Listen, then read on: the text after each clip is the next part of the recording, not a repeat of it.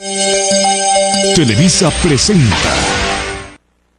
Cada martes de frescura, una locura que me pone a bailar, precios, tacos, sabrosura y mi cintura no puede parar, no vuelvo a apoyar.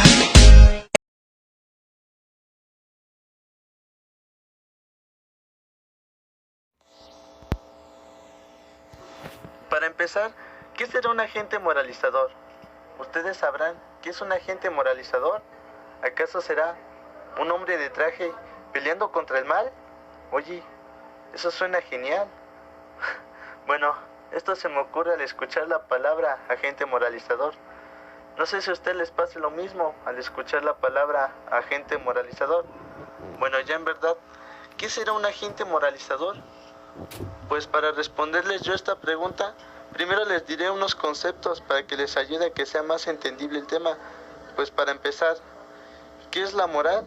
Pues es el conjunto de costumbres y normas que se consideran buenas para dirigir o juzgar el comportamiento de las personas en una comunidad. Se distingue de la ética en que esta es una moral transcultural o universal, aunque ambas se suelen confundir. ¿Qué es interacción? Interacción es la acción que se ejerce entre dos o más objetos, personas, energías o entes, utilizada como medio de comunicación en las historias de Simón. La idea de un efecto de dos vías es esencial en el concepto de interacción, a diferencia de un solo sentido, efecto casual.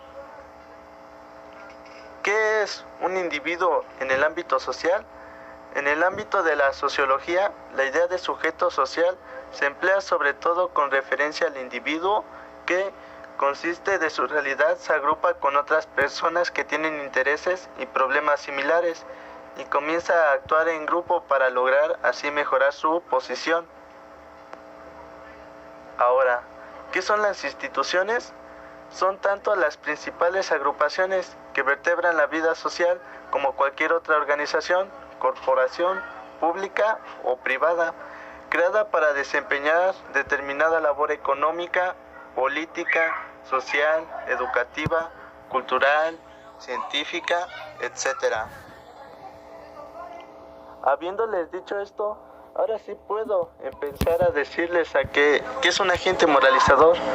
Para empezar, toda sociedad requiere adecuar la conducta de las personas a los valores establecidos socialmente.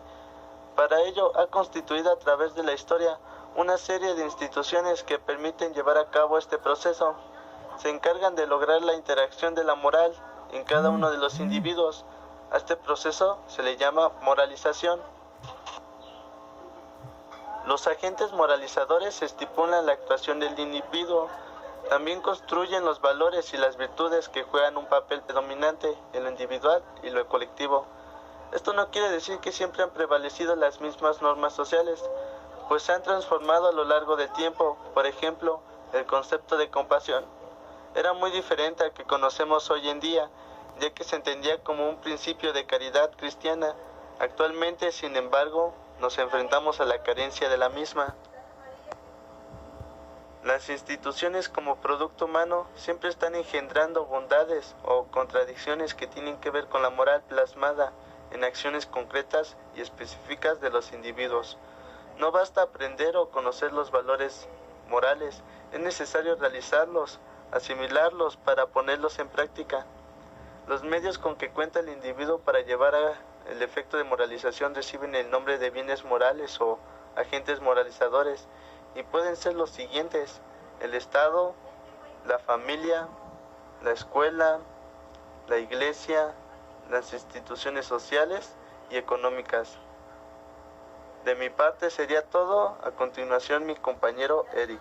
Son aquellas instituciones que se encargan de involucrar a las personas, los valores socialmente admitidos, es decir, se ocupa de lograr la interiorización de la moral en cada uno de los individuos que conforman la sociedad. A ese proceso se le llama moralización. Las instituciones que cumplen estas funciones reciben el nombre de agentes moralizadores, las cuales se constituyen en un grupo de individuos para cubrir las necesidades individuales. colectivas y mediante la conformación de la consolidación política de las formas y reglas entre los individuos y el gobierno imperante. Por consecuente, encontramos a la escuela. Es donde el niño encuentra el grupo de pares, algo que le permitirá aumentar los entornos en los que se incrementará progresivamente hasta la inclusión total como ciudadanos que aporten a la sociedad. Es el primer paso hacia la relación con los demás miembros de la sociedad. Otro de ellos es el Estado.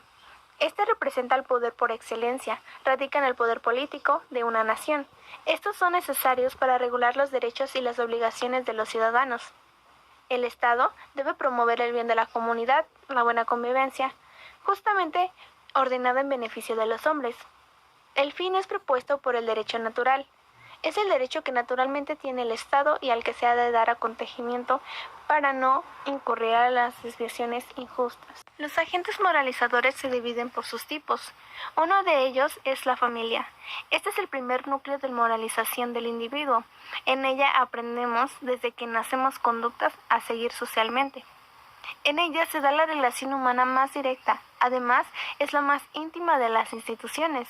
En la familia nos enseñan hábitos, normas sociales y reglas morales.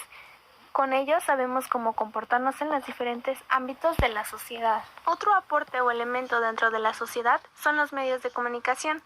Los medios de comunicación son una peculiar agente de socialización, cuya característica es más clara, es decir, eficacia.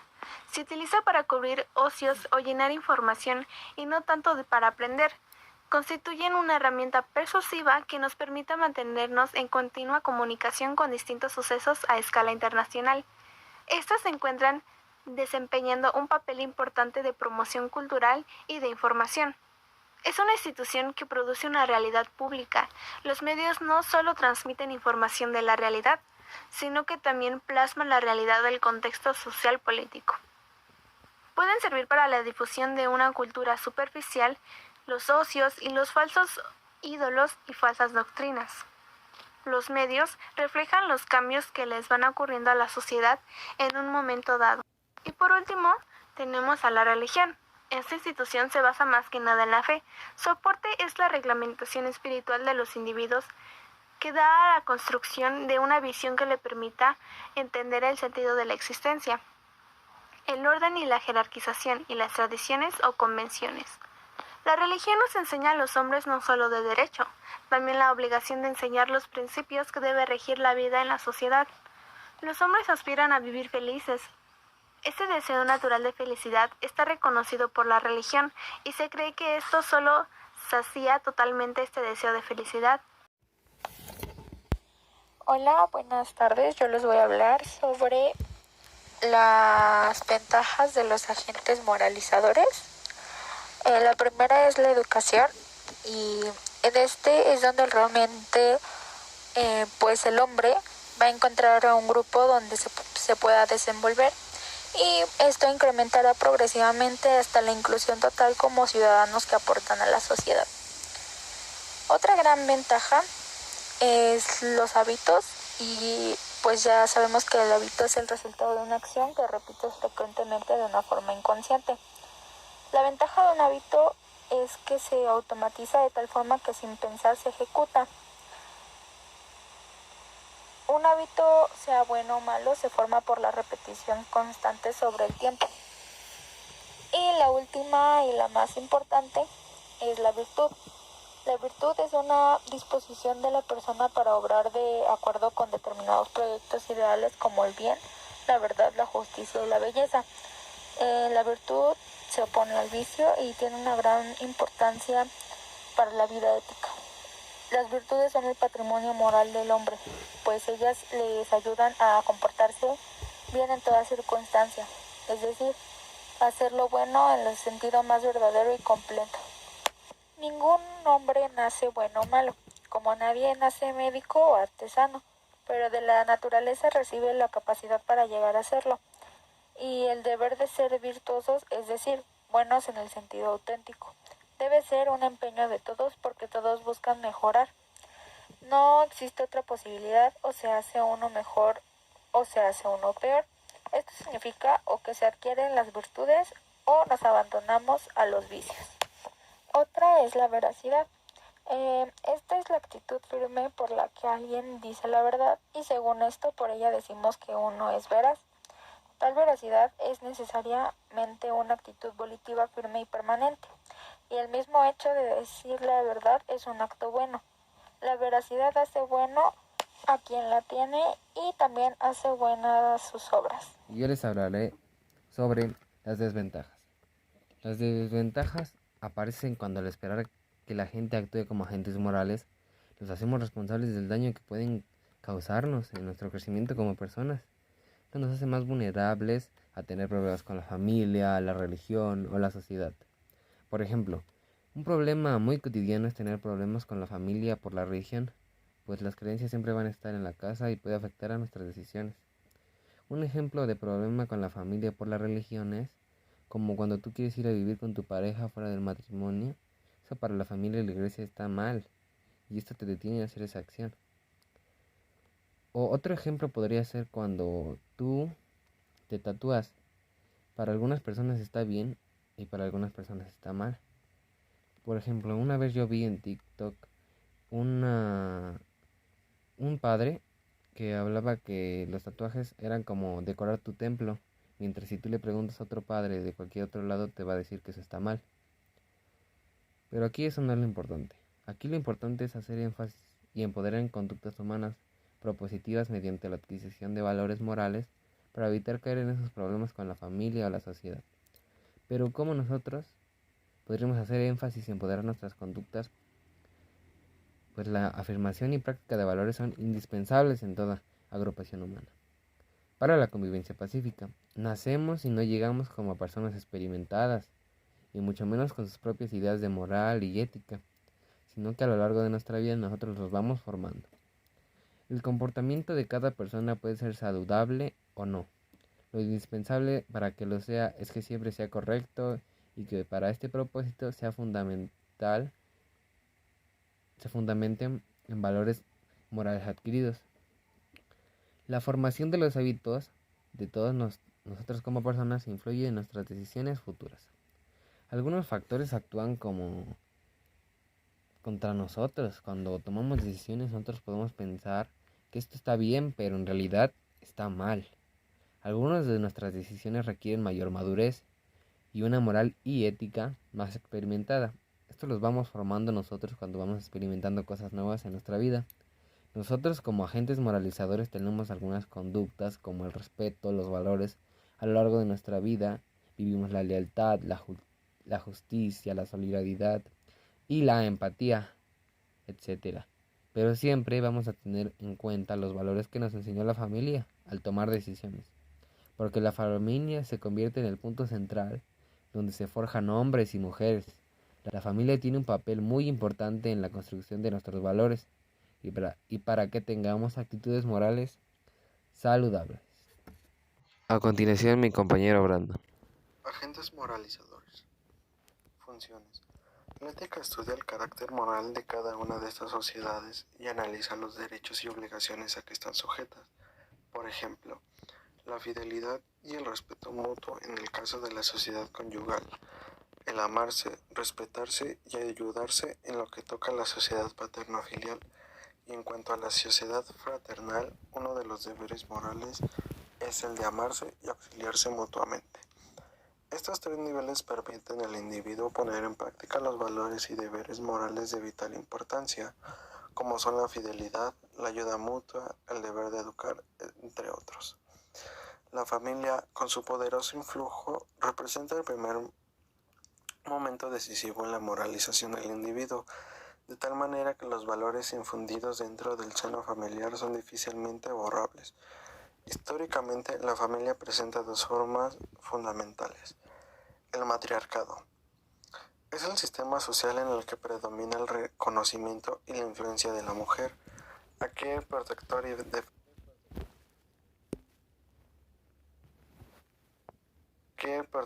defensor del hijo es el hermano de la madre. El padre juega con los hijos y es bueno y atento, pero no tiene derecho de darles órdenes, mientras que su tío materno, que tiene el derecho de darles órdenes, no tiene el derecho de estar junto a ellos en el hogar. En la sociedad matriarcal, el hombre ignora su paternidad, como comprobó Malinowski. Cree que los espíritus traen a los niños y los insertan en las madres. Así nadie piensa que existe relación alguna de sangre entre su marido y los hijos, y la descendencia se establece siguiendo únicamente la línea femenina, el patriarcado. Encuentra sus raíces en la consolidación de la propiedad y en su subordinación de la mujer al hombre. El reconocimiento fisiológico de la paternidad fue un elemento que condujo a la formación de las sociedades patriarcales. El descubrimiento de la paternidad hizo que la sociedad humana tomara un carácter más competitivo, más enérgico y dinámico.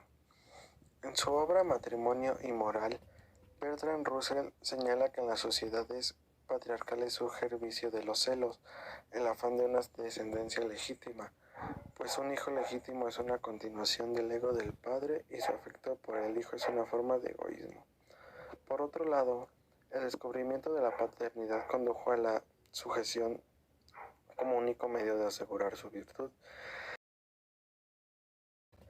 Bertrand Russell señala que en las sociedades patriarcales surge el vicio de los celos, el afán de una descendencia legítima, pues un hijo legítimo es una continuación del ego del padre y su afecto por el hijo es una forma de egoísmo. Por otro lado, el descubrimiento de la paternidad condujo a la sujeción como único medio de asegurar su virtud, sometimiento de la mujer que aún en la actualidad se discute bajo el tema de la liberación femenina. Las principales consecuencias que acarrea la sociedad patriarcal son la sumisión de la mujer, el valor concedido a la virginidad, el poder absoluto de los padres hacia sus hijos. Aplicación de la moral, el Estado. El Estado es el derecho, la suma de los imperativos sociales que ordenan coactivamente el conjunto de las prescripciones de incondicionada obligatoriedad. Es necesario para regular los derechos y obligaciones de los ciudadanos. También es la organización jurídica coercitiva de una determinada comunidad. Elementos del Estado. El Estado tiene tres elementos o propiedades características: la soberanía o poder preponderante o supremo, el pueblo y el territorio. El tipo de soberanía marca el tipo del Estado. La afirmación de una soberanía popular dará como resultado, por ejemplo, un Estado liberal. En cambio, el recortar o menoscabar la soberanía originará un Estado despótico. El pueblo es el conjunto de ciudadanos regidos por determinados derechos y obligaciones. El territorio es el marco donde tienen vigencia las instituciones y los servicios públicos que forman el Estado. También puede señalarse que el territorio es la delimitación material y geográfica del Estado. Importancia del Estado. Además de la familia, el Estado tiene gran influjo en la educación y moralización del individuo. Bertrand Russell advierte que la posición de la familia en los tiempos modernos ha sido debilitada hasta en su último reducto por la acción del Estado, pues actualmente la familia se reduce al padre, la madre y los hijos menores. Y aún estos, por mandato del Estado, pasan la mayor parte de su tiempo en la escuela y aprenden lo que el Estado considera bueno para ellos, no lo que sus padres quieren. El Estado proporciona servicios médicos y dental y alimenta al hijo si los padres son faltos de recursos. Las funciones del padre quedan de este modo reducidas a un mínimo, ya que el Estado ha asumido la mayoría de ellas. When a little while from now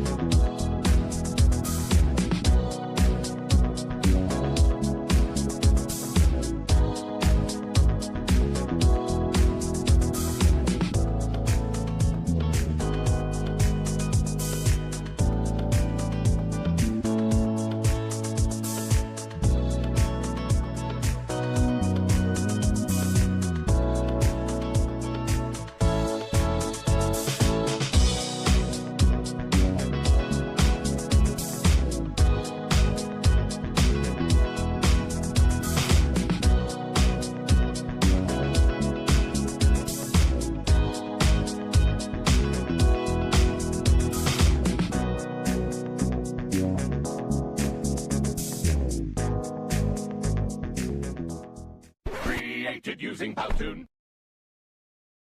When a little while from now,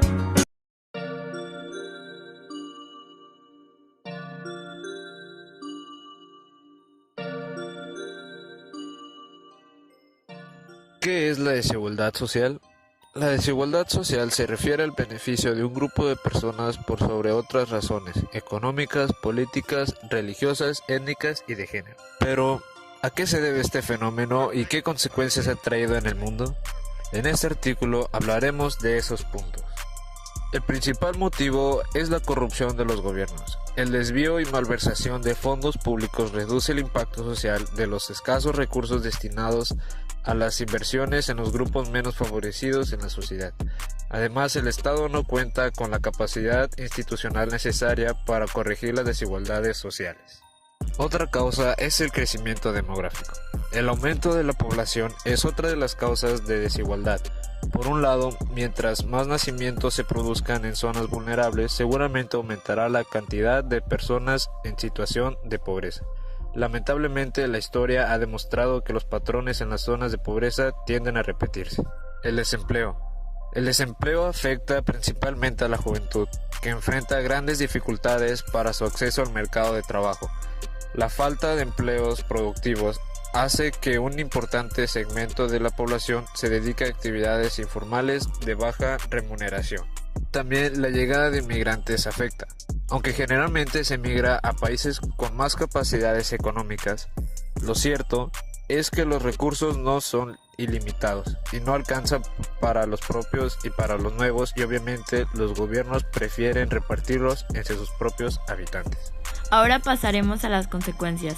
Una de las principales es la inmigración. La desigualdad social obliga a las personas de los países pobres a salir de estos, convirtiéndose en inmigrantes. Esto genera problemas para aquel país al cual se trasladan, pues la población será mucho mayor. Ahora pasaremos a otro punto que tiene un gran impacto aquí en México, que es el aumento de la pobreza.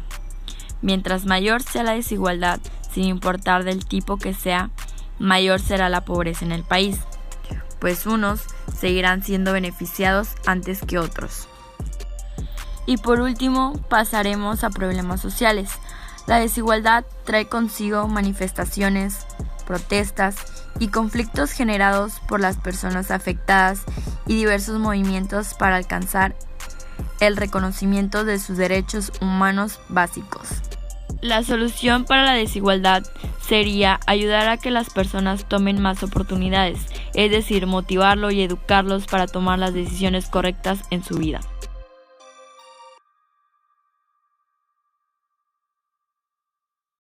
when a little while from now,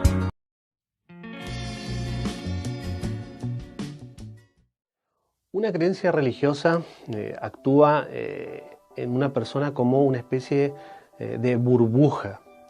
Es decir, una persona religiosa tiene dañado el cerebro en forma parcial.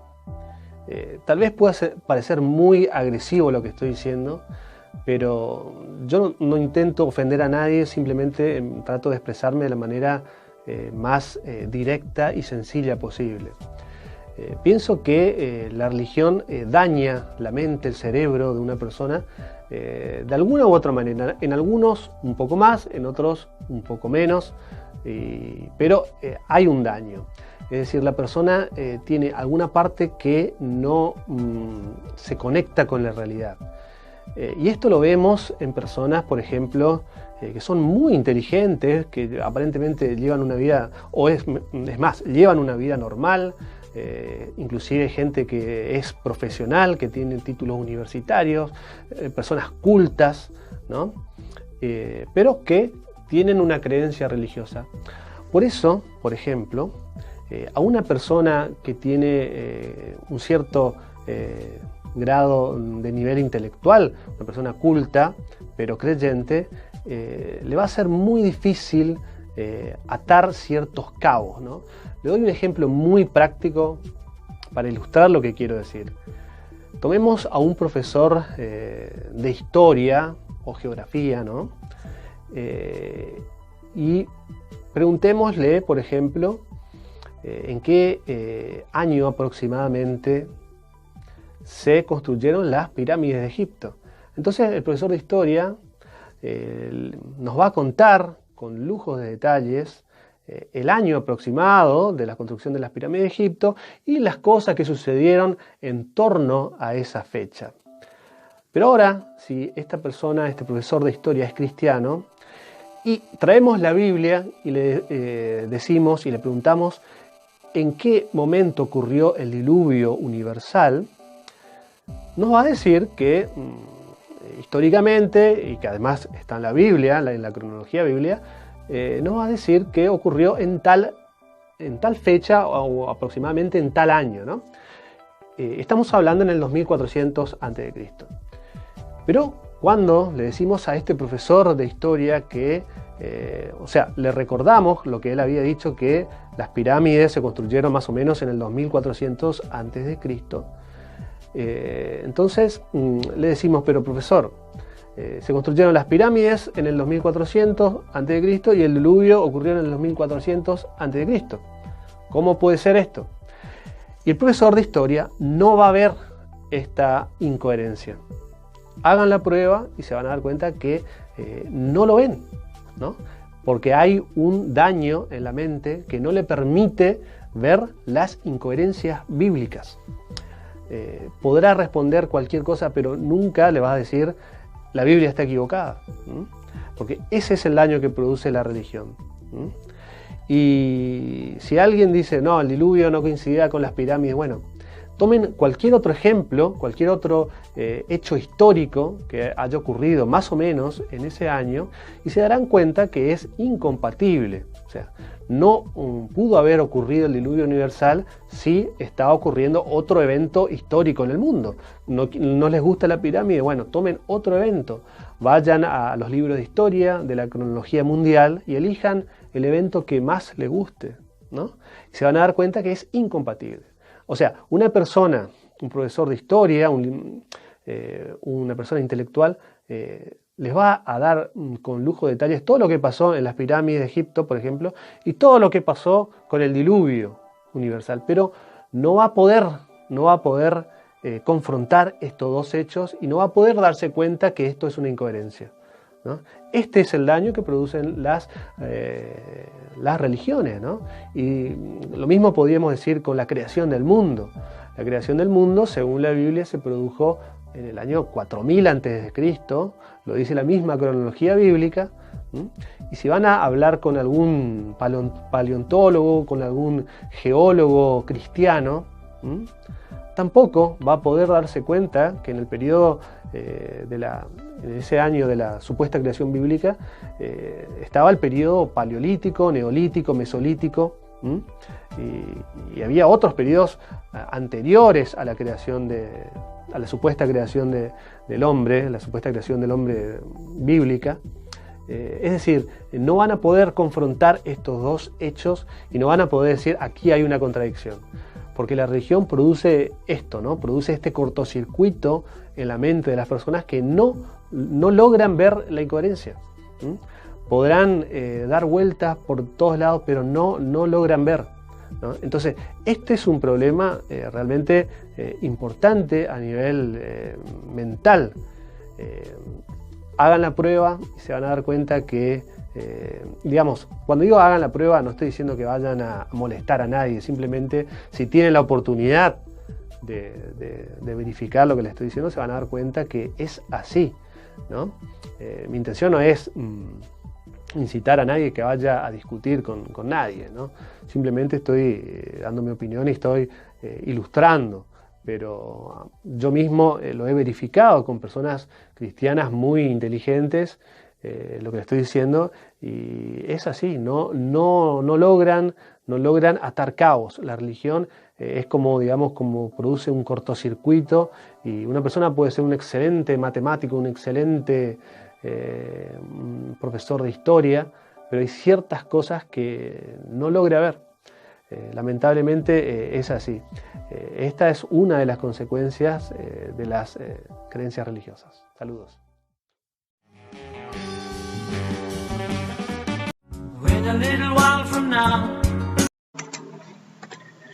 Buenos días, estudiantes. Reciban un cordial saludo del Colegio El Paraíso de Vitarte. La sesión de hoy pertenece a la semana 4, cuyo título es Nos desarrollamos en sociedad. El que les habla es el profesor José Luis Flores Zulca, del área de Desarrollo Personal Cívico Ciudadano, perteneciente al segundo grado del nivel secundario. Las competencias: construye su identidad, convive y participa democráticamente en la búsqueda del bien común. El propósito de la sesión es reconocer la importancia de la moral en el desarrollo personal y social. No quiero dejar pasar la oportunidad, chicos, para desearles una muy buena salud, al igual que su familia, y no olvidar cumplir con las normas, con las leyes que se está imponiendo en pro de una mejora en la ciudad. Recuerden, chicos, que estamos atravesando por un estado de emergencia. No hay que olvidar lavarnos las manos constantemente, no salir de casa si es necesario y cumplir con todo lo establecido por el gobierno. Si nosotros cumplimos con esto, chicos, muy pronto pasará y volveremos a nuestras actividades cotidianas, claro, de manera regulada, paso a paso. Pero yo estoy seguro que si todos lo hacemos, chicos, en conjunto, vamos a salir de esta situación. Comencemos. Moral. La moral es un conjunto de normas, creencias, valores y costumbres que dirigen o guían la conducta de grupos de personas en la sociedad. De ejemplo tenemos decir la verdad, no hacer trampa, respetar nuestra vida y la de los demás, ser generosos. La moral, chicos, son las creencias, nuestros valores que tenemos y que lo llevamos a cabo mediante acciones. Y obviamente estas acciones están dentro de la sociedad porque nosotros nos relacionamos en una sociedad. Desarrollo de la moral. Es un proceso a través del cual las personas construyen sus valores éticos y sus pautas de conducta según las reglas sociales. ¿Cómo es esto, chicos? Es que nosotros desarrollamos nuestra moral mediante el interactuar en sociedad. Y nosotros tenemos o practicamos la moral según las pautas o las características de la sociedad. Cada sociedad tiene una manera peculiar de expresarse. Y a esa expresión adecuada en sociedad se denomina moral. Por ejemplo, tenemos dos tipos de reglas sociales. La primera, que son reglas morales, implica temas de justicia e imparcialidad, protegen el bienestar de los individuos y garantizan sus derechos. Estas reglas morales, este tipo de reglas morales, están abocados al respetar los derechos de las personas. Y por ende, estos derechos son universales. A su vez, todas las sociedades respetan los derechos de las personas porque son universales, como por ejemplo el derecho a la vida. Las convencionales sociales regulan usos sociales como las formas de vestir, el saludo, esperar que uno haga la cola hasta que le llegue el turno. Nosotros decimos no zamparnos en la cola. Estas convenciones sociales, chicos, ya están asociadas a cada sociedad. ¿Por qué? Porque cada una de ellas tiene una manera diferente de expresarse, tiene una idiosincrasia peculiar. Por ejemplo, en cada sociedad tiene una manera diferente de vestir. Tiene un folclore diferente. Inclusive el saludo. Cada sociedad expresa el saludo de diferentes formas. Hoy día eso está cambiando porque recuerden que estamos atravesando por una etapa excepcional Me estoy refiriendo a la pandemia. Y nosotros sabemos que el saludo ya no es tan afectuoso, ya no es físico como antes lo era. Ahora no. Ahora para evitar cualquier contagio, simplemente nos saludamos de lejos. Los valores son aquellos principios, virtudes o cualidades que caracterizan a una persona, una acción o un objeto que se considera típicamente positivo o de gran importancia por un grupo social. Los valores, chicos, son las cualidades que nosotros tenemos y que son muy bien aceptadas en sociedad. Ahora, tenemos un montón de valores. Aquí en la imagen podemos observar, tenemos el compartir, la libertad, el respeto, la solidaridad y demás. Los valores que se aprenden en el núcleo familiar sirven de base para que los niños y jóvenes establezcan mejores las relaciones sociales. A ver, chicos, nosotros adquirimos los valores en casa, nos proporciona nuestra familia. Estos valores, cuando son los adecuados, cuando son valores positivos, nos van a garantizar un éxito social. ¿Por qué? Porque al momento de que nosotros practiquemos nuestros valores en sociedad, vamos a fortalecer las relaciones sociales. Es decir, que vamos a practicar una muy buena moral. Recuerden, chicos, que la moral es la conducta del hombre. Y esta conducta, cuando es positiva, es una moral adecuada. La familia en el desarrollo moral. Este gráfico nos va a explicar cómo es que la familia ha evolucionado en la sociedad. Comencemos. Es un cuadro comparativo en realidad. Tenemos el mundo occidental, que se refiere a Europa, y el Perú, que está en este caso a la derecha. El mundo occidental te dice, en la Edad Media, en la Europa medieval predominaban los clanes, que eran grupos de familias con un jefe en común. Recuerden, chicos, que cuando hablamos de clanes nos referimos a un conjunto, como bien dice, de familias, pero que entre sí no tenían parentescos, más sí tenían un objetivo. Y este a su vez estaba dirigido por un jefe, que era el jefe del clan.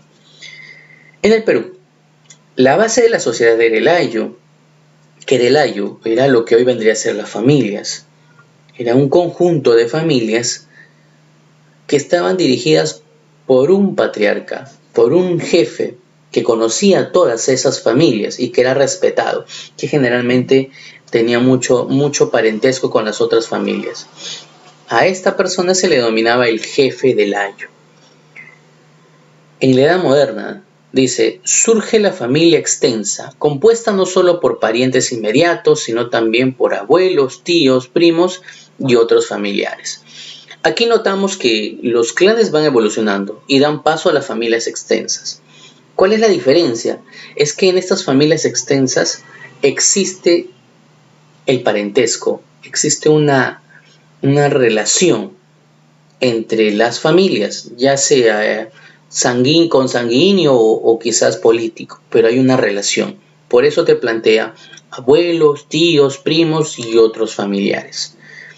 En el caso del Perú, tras la invasión de los españoles al Tahuantinsuyo, se implanta la colonia.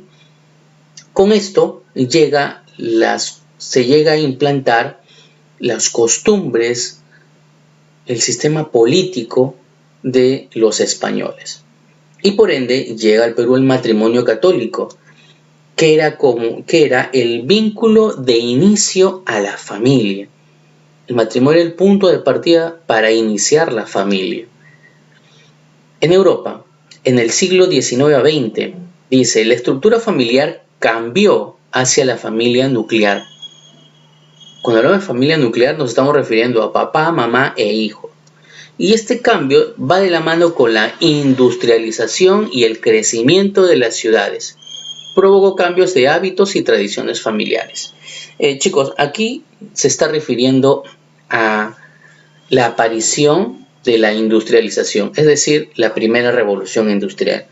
Esta primera revolución industrial tiene las características de que se crean las empresas, aparecen las fábricas y los campesinos que no pueden competir con las empresas, entonces ¿qué hacen? dejan su trabajo de campesino en el campo y van a trabajar a las ciudades, donde se encuentran con las fábricas. Este estilo, este paradigma, este modelo familiar cambia y da como resultado que la familia deje el campo y se vaya a trabajar a la ciudad donde estaban las fábricas. Y no solamente es eso, sino que toda la familia va a trabajar en esta. Es por ende que la estructura familiar va cambiando. Ya no hablamos tanto de familia extensa, sino hablamos de familia nuclear.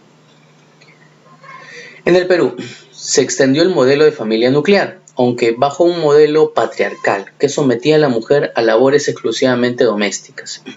Esa idea de familia nuclear llega al Perú, ¿no? Pero con un tinte patriarcal, es decir, que el que ejerce el control o el dominio es el padre, es el patriarca, ¿no? Donde no hay definitivamente mucha comunicación y no solamente el padre somete a sus hijos, sino también somete a las mujeres y ellas están excluidas para desarrollar específicamente labores domésticas. Ya en Europa, entre el siglo XX a XXI, la institución familiar se diversifica, va cambiando, y porque existe una gran variedad de modelos de familia.